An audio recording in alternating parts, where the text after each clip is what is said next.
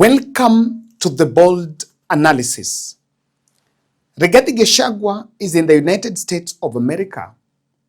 And if we really thought that it was going to be an end to William Ruto's attacks, then I need to tell you that Rigathi Gashagua is tearing William Ruto apart in the US.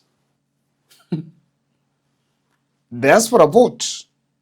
Rigathi Gashagua is tearing William Ruto apart. And I want us to look at that.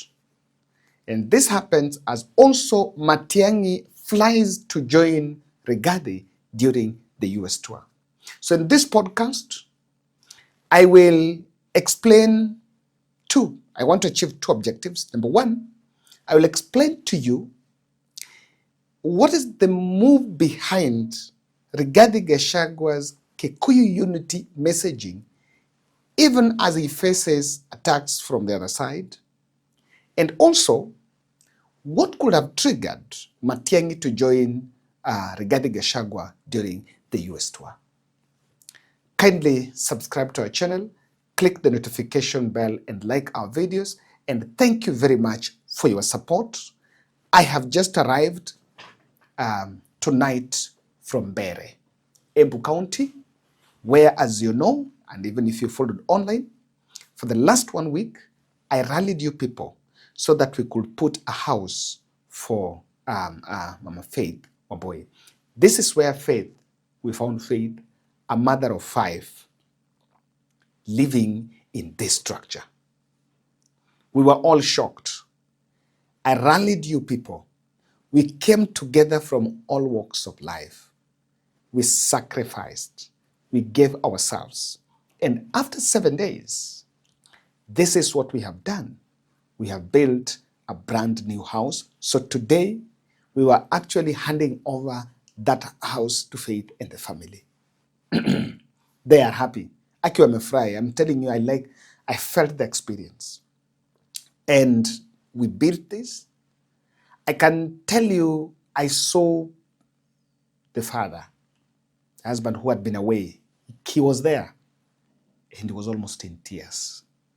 Hawakuwa naamini kwamba wamefanya kuwa na hiyo, but we have done our part. We've also done the uniforms for the children, and we've also given them the beds and the mattresses. Thank you very much. God will guide us where we go next, what we do in August. But for standing with the July project, asante, even for those who may not have participated in this, August is coming and you can still do something. Tumepeleka vitu zingine, uko na nguo, unataka tupeleke, I have my team here, Vida and Kawira around, they can always take something there. And thank you very much for coming. Thank you very much. I was just the means to mobilize you. But we did it. You guys did it. And I think God will meet us at the point of need. Rigathi has been profiled. Rigathi is being profiled by Wetangula as a man who has exported tribalism to the US. And Wetangula and Mudavadi were actually asking the diaspora community to reject what, according to them, is just tribal incitement. And today, in Boston, where Rigathi Gashagua was meeting some business community, he actually gave the two gentlemen his peace of mind. Tribalism to America. Because I'm simply talking to my people. One, whom do they want me to talk to? Siye akuja ongea na watu yao. Let the pilipili usiyois ila inakuasha nini? You know? If I come to Ngemi and we are dancing with our children, you know, traditionally, as a leader of the community, all the women who are of marriage age are my wives. So if I come, I dance with my wives. What should happen in nini? Nini inakusumbua? Wewe kwenda tafuta bibi yako ucheze na yeye.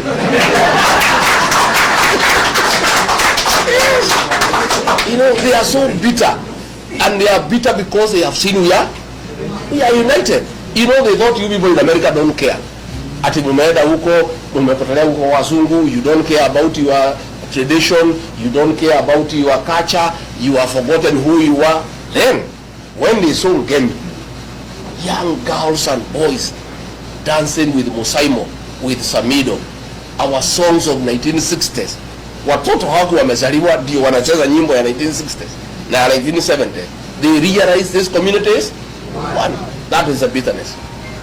They are in every meeting wananikashifu. Yet the whole of today and yesterday, Musalia pande hiyo, Wetangula pande hiyo, wengine pande hiyo, and of course wasaliti wetu wakina Ichung'wa na Kionjuri, wale wanatumiwa na Ruto kumaliza jamii yetu.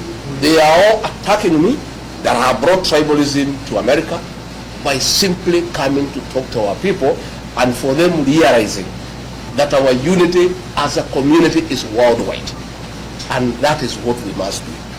Na mimi nakwambia tukiketi pamoja, hakuna mtu atatukalia, hakuna mtu atatuweza, hakuna mtu atachukua biashara zetu. I must tell you, hawa watu, they wanted to take over our businesses. Watuue, wachukue biashara zetu. Lakini hakuna mtu atakubali. When we had problems in Sabasaba, I think you must have followed. And they tried to say, no, hii shida iko Kenya, ni Wakikuyu wamelete, ndio wanataka mtu atoke. Wakenya wengine hawana shida. Hey, people from all communities said, no. If anybody who wants Ruto out is a Kikuyu, I'm also. I was the happiest man that all communities defended us and said that what we are doing is the right thing. So I want to assure you that nobody will isolate us. We are part of the Kenyan nation.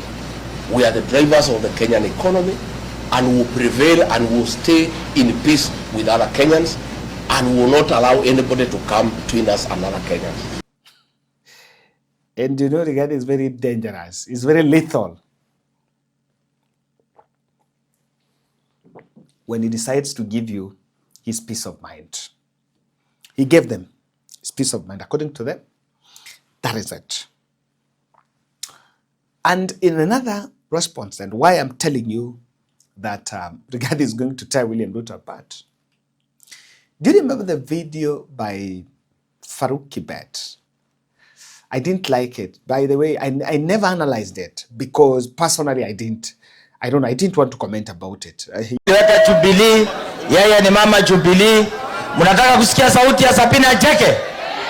Anatosha, aongee asiongee, aseme asiseme, alale hapa kabisa, iko kitanda, iko mtu, alale, mattress iko wapi? Vigelekele ya huyu mama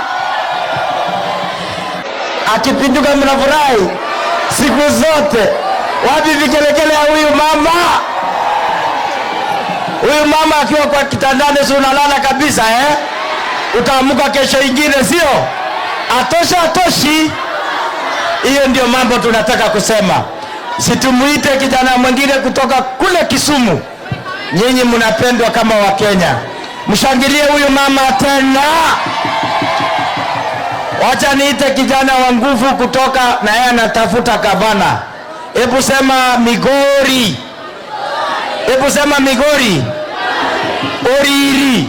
You guys might have realized when they were in a rally in Mombasa, in somewhere I think in Kilifi, and Farouk Kibet told Farouk Kibet was telling Sabina Chege to turn around so that she sees the back, and said some very vulgar words, made some very vulgar statements. And I think for me, I felt, no, I don't want to comment about it because kuna vitu zingine unaonanga unasema hii hatastaki kuangalia. Hiyo acha iko hivyo.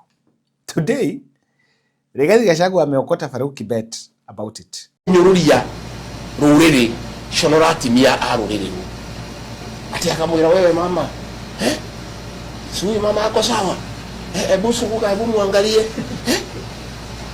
Sasa huyu mama asimjua na yeye kitandani, utaamuka ukiwa na furaha asubuhi. Have you seen that video? Yes. I mean, it's It's one of my most painful moments as a leader of this community. I felt so humiliated and so demeaned. Ati Ruto na andu ake hau niho matukinyitie. Niena ndingibure mamundu thiete kwa Farouk. Ndabure ma Sabina wa Chege. When she was being told to go down, she was just giggling and laughing as an object. When they are discussing her sexuality, she's just grinning and laughing like it's a very beautiful thing. The same thing they were doing to us. Wake aye kanya mwita kwa empowerment. Anakia wake magatwarirwo ngari cia matatu, magatwarirwo nduthi, magatwarirwo power saw, magatwarirwo posho mill, magatwarirwo matangi ma mai. Gwitu ri Kidiki akanegerwo mboco no arehere andu aitu mari. Na mboco icio icirahe. Eure kore ari ciana cia Ruto makirumia nduthi, makirumia matatu. And that trending video. So, you know, and his objective is very clear. He wanted to tell the Kikuyu nation how the William Ruto handlers are disrespecting women. And by the way, someone might look at, I saw the video, someone might look like that's a campaign gimmick. It's not. It's not. It's not. It's not. That's not campaigns. That's not campaigns. And I remember during Azimio campaign, Sabina Chege was very disciplined. I bet she used to put on very decent clothes. So I'm just wondering, as in, what is that he's saying kwa podium? I personally, I didn't like it. And Rigathi Gashagua has taken to the US what he used to say here about William Ruto going after Gema Nation. He's gone there to counter just that. And let me tell you, you can call Rigathi tribalist and you can coin it and profile it as it is. And what I am seeing, actually what I'm realizing, in fact, I normally say this, we may not be comfortable by the fact that Rigathi refers to Kikuyu, Kikuyu, Kikuyu. But again, those who are criticizing him do not have the range, because equally, they're also doing it. They don't think that they're using different words. There are people from the government side who say, it is this tribe, it is this tribe, it is now that tribe. But this is what I see. He is insisting on it kwa sababu as much as people feel the threat, he's realized that there is a big strength in Gema Nation being together. There is a big strength on that. I was doing some analysis, and by the way, if you look at how things are, we used to have some informal talks here, and someone was telling me, when the president was impeaching Rigathi Gashagua, he of course knew that there was a possibility that Rigathi would walk out with some MPs from Mount Kenya. There is a possibility that even if Rigathi would have not probably gone through impeachment and would have resigned, there is a possibility that Rigathi would have launched his presidential bid. So William Ruto knew all these possibilities. But he viciously activated the machinery so that he would create a rivaling camp in Mount Kenya. And even the ones who are there, even the ones wenye wamebaki, there is two camps have been created. There is a Rigathi Gashagua camp, and there is a camp that is belonging to William Ruto, and probably a camp that is belonging to Kindiki. I don't know whether Kindiki has a camp. So things have not been as rosy as we would want to imagine. The second reason is this. Apart from realizing that if this number mishikana pamoja, it's going to be. The second thing is he is actually charging turnout. You know, when we are threatened, when we are under attack, he's actually saying a message that, guys, we are under attack. We must protect ourselves. And this will make someone, and I'm going to say, this will make someone say, nisipopiga kura, I'm done. By the way, he's likely to charge a big turnout. And what Rigathi is manufacturing is a revolt vote. Hey? Is a revolt vote. The vote that William Ruto tried to manufacture in 2022 against Uhuru Kenyatta. And that vote is normally vote your emotions. That is the danger of it, that inazaenda bila hata. Now, as that is happening, Matiangi has also jetted to the US. Matiangi is going to join Rigathi Gashagua. Of course, Rigathi is going to be there for 2 weeks. He's already taken probably 1 week. He's still there for 1.5 months. So Matiangi is joining Rigathi. Matiangi is a hopeful presidential candidate. I ready to tell him, I've seen this photo of Kioni moving around, putting Matiangi's photo kwa nini, the candidate wakimove around Nyandarua, and attracting handful of people. In this day and age, of course, I just want to explain this here, of internet. This is a shame to a presidential candidate. This is a crowd for some MCA somewhere. A presidential candidate, someone wants to be a president. Kioni is branding the Jubilee track and moving around and attracting those little crowds there. I'm saying the KK bloggers are already sharing this, are already using this to disparage Matiangi's candidature as a candidature that is not accepted in Mount Kenya. For any politician, if you want to market a presidential candidate, I was in Embu. Ukitoka Embu, ukienda Embu, people who use that road, ukifika pale Makutano, when you're supposed now to make the turn, ukiingia hiyo njia inaingia mbele. Before fika Makutano, there is a ban hapo, there is a billboard hapo ya karibu mlima, I think karibu Mount Kenya, karibu mlima, karibu nyumbani wa someone. And I can see the image of Peter Munya and Matiangi. Now look at how I looked at that, and that was, yeah, it is beautiful. It's something that probably someone is communicating something. Then I want you to compare this, and then a Jeremiah Kioni going somewhere to put some very fake rally, like surely. And it has also not been decided which party Matiangi is using. Then he's going to generate a small rally there, a photo is taken, and the government bloggers run. How is he helping Matiangi? Surely. Why must Kioni continue embarrassing Matiangi, even if he manages to say that? Now, so I think what could be behind Matiangi joining Rigathi Gashagua in the US? I'm looking at these possibilities.